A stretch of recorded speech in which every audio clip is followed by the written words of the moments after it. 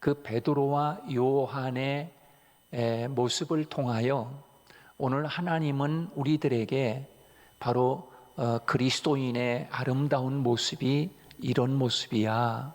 베드로 같은 모습이고 요한과 같은 그런 모습이 그리스도인의 모습이야. 우리 성도들 한 사람 한 사람에게 하나님이 오늘 그렇게 말씀하고 계시는 거지요.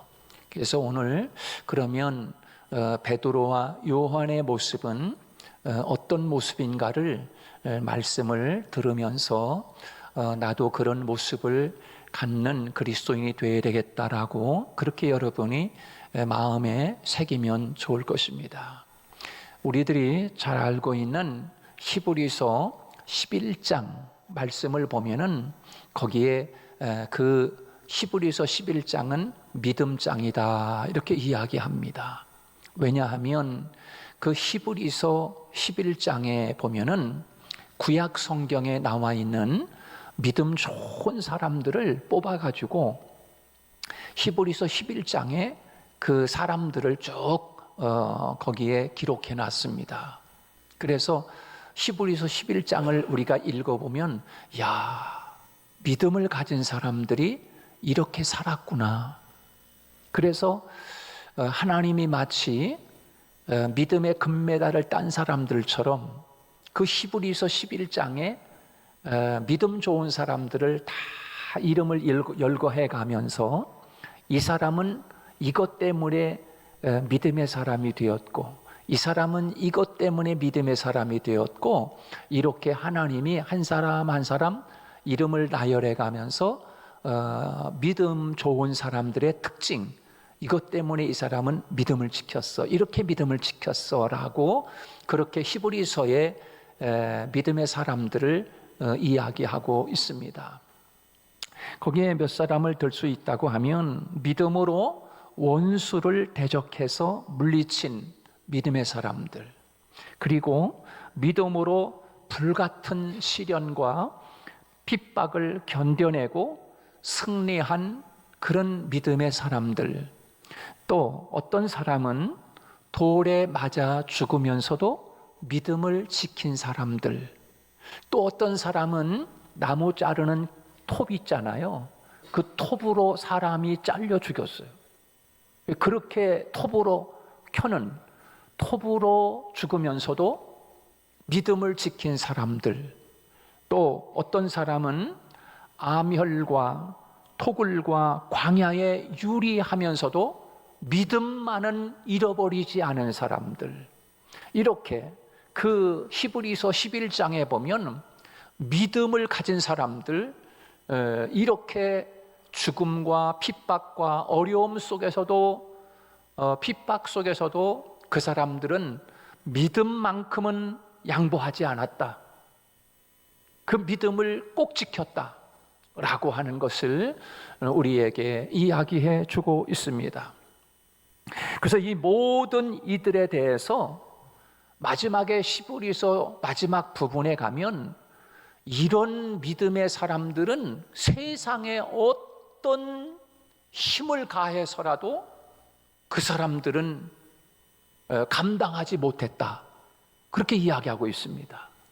그런 믿음을 가진 사람은 세상의 어떤 핍박, 어떤 어려움, 어떤 그런 협박에도 눈 하나 깜찍 안 하고 그 믿음을 가진 사람들을 세상이 이기지 못했다고 그렇게 말씀을 해주고 있는 것을 볼 수가 있습니다. 이게 바로 믿음의 사람들인 거지요. 그렇습니다. 우리에게 아무리 불같은 시련이나 핍박이 가해진다고 하더라도 진정한 믿음이 있으면 세상이 우리를 이기지 못하는 거예요. 참된 믿음은 핍박을 견디고 환경을 이기고 그리고 세상을 이기는 거예요. 이게 참된 믿음인 거예요. 믿음 생활도, 우리 신앙생활 하는 사람들은 마치 집을 짓는 사람 같은 거예요. 제 말이 아니라 성경에 그렇게 말씀하고 있잖아요. 우리는 집을 짓는 거, 믿음의 집을 짓는 사람들이에요. 그 진짜 말씀의 신앙과 믿음을 가지고 우리의 믿음을 잘 져서 1년, 2년, 3년 쭉 오래오래 믿음을 잘 쌓아주고 올라가야 돼. 올라가다가 붕괴되면 이게 부실공사 때문에 붕괴되는 거거든요. 그래서 잘 반석 위에 터를 잘 닦고, 예수 그리스도의 터에 믿음의 집을 잘 닦고, 그리고 믿음을 잘 쌓아서 예수 그리스도의 장성한 분량에까지 쫙 자라가는 그런 공사가 되어야 되는데, 이게 건물을 짓는 우리들이, 믿음의 집을 짓는 우리들이 집을 짓다가 바람이 불고 창수가 나고 홍수가 날 때 이 집이 모래 위에 집을 지은 사람처럼 이게 그냥 홍수가 나면 확 쓸어나가 가지고서 그냥 흔적도 없이 다 사라져 버리는 거예요. 그래서 우리는 집을 짓는 사람들이다 라고 하는 거예요. 그 집을 어떻게 져야 되느냐? 재료가 좋아야 돼. 그 재료는 뭐냐? 성경이에요. 구약과 신약. 성경을 많이 읽으면서 좋은 재료를 모아서 믿음의 집을 딱 지면 어떠한 핍박, 어떠한 홍수, 어떠한 바람과 태풍이 불도 오더라도 우리의 믿음이 흔들리지 않는 것이에요. 할렐루야. 끝까지 히브리서 11장에 나와 있는 믿음의 선진들의 선배들처럼 우리도 그런 믿음을 잘 간직해서 주님이 이 땅에 신랑으로 재림을 하시든지, 아니면 신랑이 오기 전에 우리가 먼저 하나님 나라에 가든지 둘 중에 하나, 우리는 그 믿음으로 하나님의 나라에 가야 할 줄로 믿습니다. 주님이 이 땅에 오실 때까지도 우리가 세상에 죽지 않고 있다면 내가 누구를 보겠느냐? 믿는 자를 보겠느냐? 아니, 믿음이 있는 자를 주님이 찾겠다. 그렇게 우리에게 말씀하고 있는 거예요. 우리 성도들 모두가 다 그런 믿음의 사람이 되기를 축복합니다. 그래서 정금 같은 그런 믿음을 가지고 있으면 어떠한 비바람이 와도 흔들리지 않고 창수가 나도 넘어지지 않는 것. 그 집이, 그 믿음의 집, 영적인 믿음의 집도 그렇게 지어야 하는 거예요. 그 다음에 그런 믿음을 가지고 있으면 또한 우리는 하나님을 기쁘시게 하는 줄로 믿습니다. 믿음이 없이는 기쁘시게 하지 못하나니 하나님께 나아가는 자는 반드시 그가 계신 것과 그가 자기를 찾는 자들에게 상 주시는 이심을 믿어야 할지니라. 믿음이 없이는 하나님을 기쁘시게 할 수 없대요. 그래서 믿음이 있어야 하나님을 기쁘게 드리는 거예요. 또한 그 참 믿음을 가지고 있으면 그 사람은 세상을 이긴다고 성경은 우리에게 말씀해 주고 있어요. 그래서 그 히브리서 11장에 나와 있는 믿음의 사람들은 세상을 이긴 사람들이에요.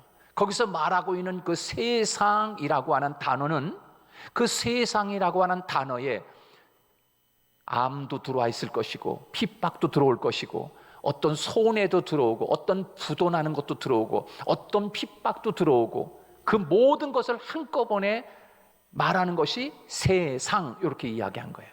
근데 그 세상이라고 하는 것, 그 세상에다가 모든 것을, 나를 넘어뜨리는 모든 것들을 갖다 놨는데 그 세상을 어떻게 이기느냐?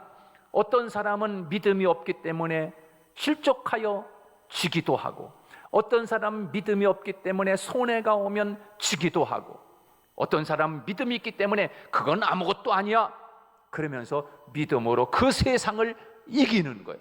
할렐루야. 그래서 요한일서 5장 4절에 무릇 하나님께로부터 난 자마다 세상을 이기느니라. 세상을 이기는 승리는 이것이니 우리의 믿음이니라. 믿음이 있어야 그런 어려움과 시련과 핍박이 와도 이기는 줄로 믿습니다. 이길 때 하나님은 놀라운 은혜를 우리에게 주시는 거예요. 가짜 믿음은 이길 수가 없어요. 우리 성도들은 진짜 정금 같은 믿음으로 세상을 이기는 히브리서 11장의 그 이후에 저와 여러분의 이름이 기록되기를 주님의 이름으로 축복합니다. 자, 하나님에 대한 절대 믿음이 있으면 무엇이 두렵겠습니까? 절대 믿음이 있으면 마치 소년 다윗이 골리앗 앞에 나아갈 때 믿음이 없는 사람은 벌벌벌벌 떠는 거지요. 그러나 믿음이 있기 때문에 다윗은 작은 소년이라 할지라도 나는 만군의 여호와의 이름으로 너에게 간다.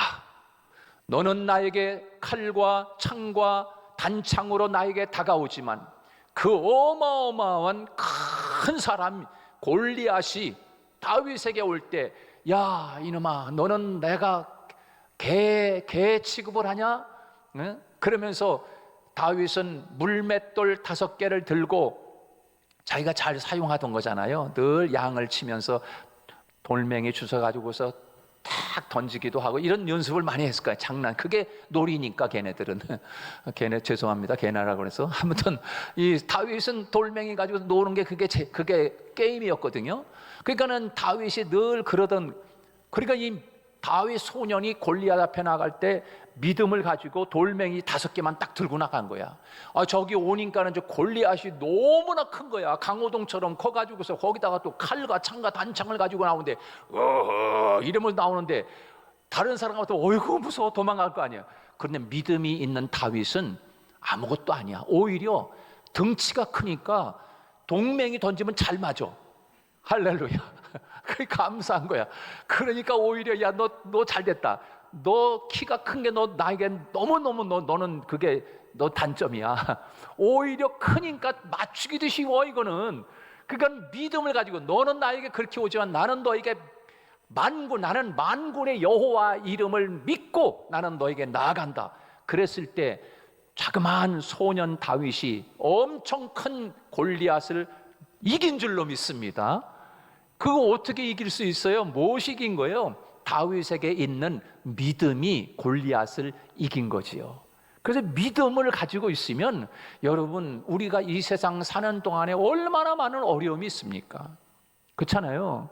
여러분 말 못하지만 여러분 개개인에게 가정에 또 그런 어려움들이 많이 오잖아요. 국가적으로도 어려움이 올 수 있지만 또 가정적으로 어려움이 올 수 있지만 또 개인적으로도 각각 어려움이 오잖아요. 어떤 사람은 질병 때문에 많은 어려움도 있고, 어떤 사람은 물질 때문에 어려움이 올 수 있고, 어떤 사람은 자식이 속을 썩여서 어려움이 올 수도 있고 그렇잖아요. 근데 그런 어려움들이 우리에게 이 세상에 사는 동안 다 있단 말이에요. 근데 그런 어려움들을 골리앗처럼 커다란 어려움이 다가올 수 있어요. 그리고 어떻게 이길 수 있냐면, 아이고 나는 죽었다, 믿음이고 뭐고 다 필요 없어, 하나님도 이때 나를 도와주지 못할 거야, 이렇게 무서워하면서 도망갈 것이 아니라, 좋아 올래면 와라, 저요 믿습니다, 하나님 큰 것이 오면 주여 내가 맞출 수 있어서 감사합니다. 그러면서 그 믿음으로 그 세상을 이기는 우리 성도들이 되기를 축복합니다. 제가 자랑하는 것 같아서 죄송한데, 제가 그 신학을 공부하고 그럴 때 20살 나이에 그 나이에 또 그 나이에 맞게 어려움이 있었어요. 저한테도. 또 지금은 지금 나름대로 목사의 위치에서 그런 어려움이 있잖아요. 다 마찬가지예요. 우리가 세상에 사는 동안 그런 어려움이 없는 게 아니에요. 다 있단 말이에요. 제가 어렸을 때 신학을 공부하고 그럴 때 참 그때 많이 어려웠어요. 방에서 잠잘 데가 없어가지고 늘 그냥 남이 교회에 가서 그 기도실에 가서 따뜻하게 불 펴놓으면 거기 가서 방석 커다란 거 덮고서 이렇게 자기도 하고, 이제 그렇게 생활을 했는데, 그런 어려움 속에서도 너무 또 어떤 때는 막 감기가 들어가지고 막 너무 어지럽고 아프고 힘들 때마다 막 그런 생각이 들어요. 먹지 못하고 자지 못하고 또 병까지 들었으니 얼마나 힘들어요. 그럴 때 이런 기도가 나왔어요. 이게 자랑처럼 들리지만 한번 여러분이 써먹어도 괜찮겠어요. 그렇게 어려움이 오면 하나님 앞에 제가 이렇게 기도해요. 진짜 기도해요. 하나님, 지금 나의 이런 어려움은 하나님 너무 째째해요.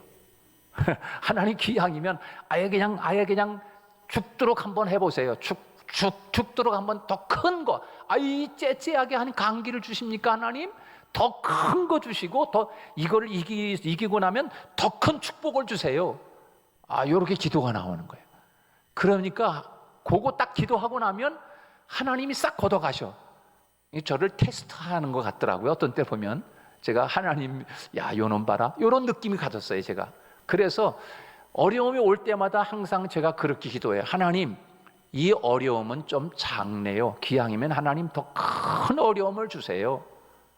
그러고 나면 그 어려움이 싹 걷어지고 하나님 안아주시는 느낌을 한두 번 받은 게 아니에요. 여러분도 한번 그렇게 해보세요. 또 그랬다가 진짜 더 큰 어려움이 오면 하나님 더 작아요? 이렇게 계속 나가는, 계속 하나님 앞에. 그러면 여러분 어떻게 하나님이 여러분 강호동 같은 사람하고 어린아이하고 삼촌 나랑 씨름 한번 할래? 그러잖아요. 그럼 그때 그래 한번 해보자 이놈아, 말아가지고 그러면서 여러분 씨름을 하거나 팔씨름을 하거나 그러면 어린아이하고 하면은 아버지가 이겨요, 애가 이겨요, 자식이 이깁니까? 아버지가 이기는 아버지는 그건 아버지가 아니야. 여러분 작은 애가 지금 씨름을 하고 팔씨름을 하는데 그걸 아버지가 져줘야지. 그걸 이기는 아버지는 좀 뭔가 모자라는 아버지란 말이에요. 여러분 하나님도 여러분 힘이 없어 칩니까? 하나님이? 우리가 힘이 강해서 이기는 겁니까? 하나님은 그래 한번 해보자. 그래서 하나님 앞에 그렇게 씨름하는 것처럼 하나님 이건 작아요, 더 큰 거 주세요. 그러면 하나님이 웃으면서 다 알아요. 알아. 왜 모르겠습니까? 어린아이 같은 그 기도를 왜 하나님 모르시겠어요? 하나님이 그러고 나면 하나님이 꼭 안아주면서 그래, 그러면서 또 한 단계 대나무 이렇게 매듭 짓고 올라가듯이 신앙의 한 단계를 딱 올라서 또 올라서고 이렇게 올라선단 말이에요. 그러다 보면 이제 진짜 큰 것이 와도 흔들리지 않는 거야. 하나님이 이렇게 우리들을 믿음을 잘 키워가시는 모습을 우리의 신앙이 우리의 영적으로 예민해서 그걸 알게 되는 거지요.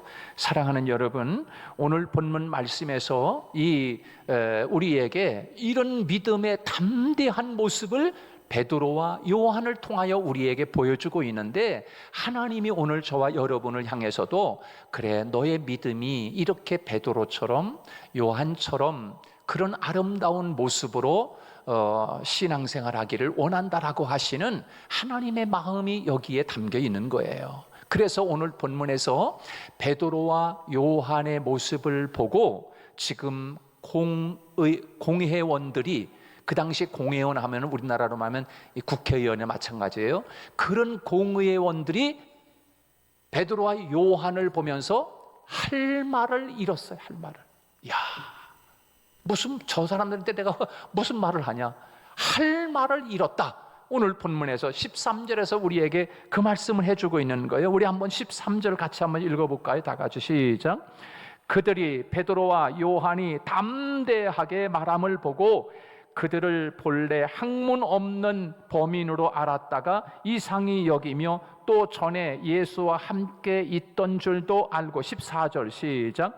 또 병 나은 사람이 그들과 함께 서 있는 것을 보고 비난할 말이 없는지라. 할 말이 없는지라. 공회원들이 베드로와 요한의 모습을 보면서 할 말을 잃어버렸어요. 여러분 그럴 때 있잖아요. 할 말을 누구하고 이게 상대해서 이렇게 하다가 할 말을 잃고 입이 딱 벌어져가지고 말을 못하고 있을 때가 있는 것처럼 지금 현재 이 공회원들이 베드로 요한을 보면서 할 말을 잃었다, 그렇게 말씀하고 있어요. 여러분 공회 앞에서 신문을 받는 이 베드로와 요한이 담대하게 말하는 모습을 보고 모든 공회원들이 다 크게 놀랐어요. 왜냐하면 베드로와 요한이 본래 학문이 없는 범인으로 알았는데 너무나 막힘없이 담대하게 논리적으로 자신들의 견해와 주장을 폈기 때문이에요. 여러분 학문 없는 범인이라고 하는 이 말은 랍비로부터 정식으로 초등학교, 중학교, 고등학교 그 당시엔 그런 건 없었지만 랍비로부터 공식적으로 공부를 하지 않은 사람을 이야기하는 거예요. 그러니까 배우지도 못한 사람들인데 아니 어떻게 저렇게 논리적으로 정확하게 담대하게 바르게 말을 잘할 수 있느냐. 아니 자기들은 지금 정식으로 랍비들을 통해서 공부를 이렇게 공부를 많이 해서 지금 그런데 아니 우리가 알기로는 베드로 요한은 학교 다닐 일도 없고 지금 공부한 일도 없는 저 무식쟁이들이 어떻게 저렇게 말을 잘한단 말이오? 아니 그 공부했다고 하는 공의원들이 자신들이 입이 딱 부러져 가지고 말을 못하고 있는 거라. 여러분 어떻게 이들이 이렇게 말할 수가 있을까요? 제가 보면요, 이 교회를 이렇게 신앙생활하는 분들 보면은 공부는 많이 학력에 대학원 이렇게까지 나오지 않았어도 그래 초등학교만 나오고 중학교만 나왔는데도 불구하고 얼마나 똑똑한지 몰라. 왜 그럴까요? 성령이 충만해서 그런 줄로 믿습니다. 그 사람이 대학을 나오고 박사학위를 받았어도 사람 만나가지고 예수를 전하지 못하고 한 말씀도 그렇게 똑똑한 분인데 말 한마디도 제대로 못한다? 그러면 공부도 못했는데 저 사람은 어떻게 저렇게 그냥 안 믿는 사람 만나가지고 전도를 술술 나오는데 이야기를 얼마나 잘하는지, 그냥 그 사람 앞에만 가면 그냥 다 꾸벅 죽어가지고서 그냥 다 전도가 돼가지고 교회에 오네. 어떻게 그 사람이 그렇게 학문 없는 사람이 저렇게 전도를 잘하지? 이럴 때가 한두 번이 아니에요. 왜 그럴까? 여러분 성령으로 충만하기 때문에 그런 줄로 믿습니다. 성령은 지혜의 영이고 성령은 하나님이기 때문에 하나님으로 충만하니까. 여러분 지혜는 어디서 옵니까? 지혜는 땅에서 옵니까? 물론 땅의 지혜도 있어요. 그거는 사람을 속이는 악한 지혜죠. 그러나 지혜는 위로부터 오는 거야. 하나님으로부터 지혜가 오는 거예요. 그래서 지혜가 부족하거든 후히 주시고 꾸짖지 아니하시는 너희 하나님께 아뢰라. 그리하면 하나님이 너희들에게 지혜를 후히 주시리라. 여러분 지혜를 구할 수 있기를 바랍니다. 어떤 사람은 이야기를 해보면 지혜가 부족해. 왜 그럴까? 좀 한마디 하면 10마디를 알아들어야 되는데 하나님 앞에 지혜를, 하나님 나에게 지혜를 주세요. 하나님 사업을 잘할 수 있는 지혜를 주세요. 하나님 사람 만나가지고서 이렇게 하나님 잘할 수 있는 지혜를. 여러분 지혜를 구할 수 있기를 바랍니다. 그러면 내가 생각하지도 못한 놀라운 일들이 생겨나는 거예요. 할렐루야. 그러니까 여러분 외국에 와서도 여러분 국내 사람들이 못하는 사업도 하잖아요. 너무 하나님이 주는 지혜가 있기 때문에 그래요. 번창하기를 축복합니다. 주의 일도 열심히 하기를 바랍니다. 하나님이 주는 지혜가 있기 때문에 하나님이 기발하다, 어떻게 그런 생각을 해냈지? 이럴 때가 많단 말이에요. 그래서 하나님께서 오늘 이 베드로와 요한이 지금 공부도 못하고 학교도 다닐 일도 없고 학문도 없는 저들이 지금 전도를 하고 말씀을 가르치는데 이 공회원들이 입이 딱 벌어져가지고 할 말을 잃었다라고 오늘 성경에 우리에게 말씀해주고 있어요. 비난을 해야 되는데 비난할 말이 없는 거라. 왜? 너무 논리정연하고 정확하거든요. 그리고 이 베드로의 모습을 보면서 공회원들은 대책을 강구합니다. 이제는 할 말을 못하니까 너희들 잠깐 나가 있어. 그리고서 자기들끼리 모여가지고 어떻게 하면 좋겠습니까? 우리가 지금 저 사람들이 말하는 거 틀린 말이 하나도 없지 않아요? 우리가 어떻게 저들을 지금 막을 수가 있지요? 그러면서 여러분 할 말을 못하고 자기들끼리 모여가지고 대책을 세우는데, 대책 세운 것이 뭐냐? 고작 야단쳐가지고서 다시는 그런 일을 하지 못하게 하자, 요구를 대책 세웠어. 그래가지고서 다시 들어와. 그래가지고서 베드로 요한을 앉혀놓고 당신들 말이야 앞으로는 절대로 예수의 이름으로 가르치지도 말고 복음을 전하지 마라. 그렇게 호통을 치니까 베드로 요한이 나타나가지고 다시 이보시오, 당신들이 말하는 게 옳소? 아니면 하나님의 말 듣는 것이 옳어? 우리가 당신들 말을 듣는 것이 옳어? 판단하시오. 어때요? 하나님 말 듣는 게 옳지요. 그러니까 지금 할 말을 잃은 거라 지금 이 사람들이. 그래서 지금 야단을 치고 위협하고 놓아줬지만 복음이 점점 더 확산되고 나아가서 하나님의 나라가 점점 왕성하게 된 줄로 믿습니다. 여러분, 지금도 하나님의 복음과 진리를 막는 이들이 세상엔 계속 있잖아요. 여러분, 그런 사람들은 마치 태양빛이 강렬하게 내리치는 이 땅을 비추고 있는데 마치 손바닥으로 태양을 가리는 사람과 똑같은 거야. 예를 들면은 여러분, 중국에 지금 이 시진핑이 장기 집권을 위해서 가장 걸림돌이 누구냐? 예수 믿는 기독교인들이거든. 그러니까 이 중국에 들어와 있는 모든 선교사들을 다 추방시켰어. 지금 추방. 여러분, 선교사들을 추방시켰다고 여러분 진리가 막힙니까? 지금 지하교회로부터 점점 더 확산돼 가고 있어요. 여러분, 그것은 마치 시진핑이 태양을 가리는 것 같다. 제가 이런 설교는 시진핑이 좀 들었으면 좋겠는데, 당신은 지금 그 기독교인들을 없애버려야 장기 집권을 한다고 생각하는데, 그래서 핍박하고 선교사를 내쫓이고 핍박도 하고 막 감옥에다 가두기도 하고, 그 다음에 십자가 종탑도 막 다 철거시키고 지금 그러고 있는데, 그러다가 당신은 장기 집권하기 전에 당신 나라가 망해. 요 말은 지금 진리인데, 요 말을 좀 시진핑이 좀 들었으면 좋겠어요. 아무튼 지금 이 베드로, 요한과 같은 믿음의 사람들이 돼가지고 우리는 정말 믿음을 잘 지켜내서 어떠한 앞으로의 환난과 핍박이 다가와도 여러분이 있어야 하는 자리를 든든히 지켜내는 믿음의 사람이 되기를 주님의 이름으로 축복합니다.